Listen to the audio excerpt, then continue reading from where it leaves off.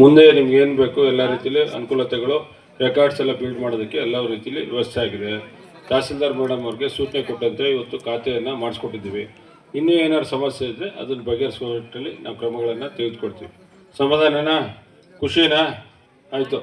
ಆದರೆ ನಿಮ್ಮ ವಿಚಾರದಲ್ಲಿ ಯಾವ ಅಧಿಕಾರಿಗಳು ತಪ್ಪು ಮಾಡಿದರೆ ಆ ತಪ್ಪು ಮಾಡೋ ಅಧಿಕಾರಿಗಳ ವಿರುದ್ಧವಾಗಿ ಶಿಸ್ತು ಕ್ರಮನ ತಗೊಳ್ಳೋದಕ್ಕೆ ಈಗಾಗಲೇ DC ಅವರು ಶಿಫಾರಸು ಮಾಡಿದ್ದಾರೆ.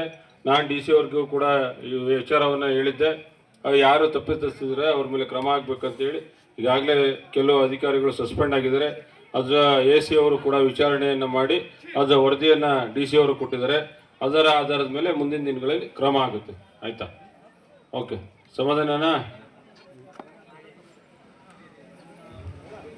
ಅದೇ ರೀತಿಯಲ್ಲಿ ನಾನು ಸಾರ್ವಜನಿಕ ಬಂಧುಗಳಿಗೆ ವಿನಂತಿಯನ್ನು ಮಾಡಿಕೊಳ್ಳೋದು, ಇವತ್ತು ರಂಗೇಗೌಡರು ಏನು ಸಣ್ಣ ಪುಟ್ಟ ವಿಚಾರಕ್ಕೆ ದೊಡ್ಡ ಮಟ್ಟದ ಒಂದು ನಿರ್ಧಾರವನ್ನು ತೆಗೆದುಕೊಂಡು ಬಹಳ ಒಂದು ದೊಡ್ಡ ಘಟನೆ ಆಗುವಂಥ ನಿಟ್ಟಲ್ಲಿ ಆಗ್ತಾ ಇತ್ತು.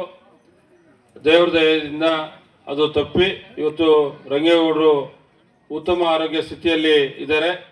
ನಾನೀ ಸಂದರ್ಭದಲ್ಲಿ ನಮ್ಮ ಸಾರ್ವಜನಿಕ ಬಂಧುಗಳಿಗೆ ವಿನಂತಿಯನ್ನು ಮಾಡಿಕೊಳ್ಳೋದು, ನಾನು ನಿಮ್ಮ ಒಬ್ಬ ಸೇವಕನಾಗಿ ನಿಮ್ಮ ಜೊತೆ ಇದ್ದೇನೆ. ಇಂಥರ ಸಮಸ್ಯೆ ಬಂದಂಥ ಸಂದರ್ಭದಲ್ಲಿ ನನ್ನ ಗಮನಕ್ಕೆ ತಗೊಂಬನ್ನಿ. ಖಂಡಿತ ನಾನು ಅದನ್ನು ಬಗೆಹರಿಸುವ ನಿಟ್ಟಲ್ಲಿ ಕ್ರಮಗಳನ್ನು ತೆಗೆದುಕೊಳ್ತೇನೆ.